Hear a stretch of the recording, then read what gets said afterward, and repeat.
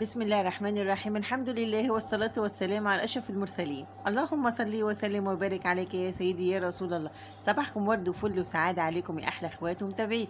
النهاردة هنعمل مع بعض طاسة الكبد والقوانص الحرشة. أيوة الحرشة بطعم في منتهى الجمال من غير أي زفارة. لناس كتير بتشتكي إن يكون طعمها زفر، فأنا هقولك مكون واحد بس هتضيفيه عليها ومش هتخليلك فيها أي زفارة خالص. أتمنى منك تشجعني باللايك والاشتراك وتعليق حلو منك، وتاخدي جولة بسيطة في قناتي المتواضعة. إن شاء الله تستفيدي معايا وتكتبي لي انت من اي بلد عشان دي حاجه بتبسطني وارحب بيكي. اول حاجه كده انا معايا كيلو من الكبد والقوانص تكون صبحه وطازه. كل ما يكون الحاجه معاك تكون صبحه وطازه كل ما الحاجه يكون طعمها حلو. هنبدا ننضفها مع بعض كده. انا مرضاش اغسلها وانضفها الا لما اوريها لك ازاي. معايا هنا الكوز هو الموجود في قلب الكبده. هنبدا نقطعه كده بالسكينه، اللي هو الجزء اللي هو الصغير اللي تحت دون نبدا نقطعه، وبعد كده نبدا نفتحه بالسكينه.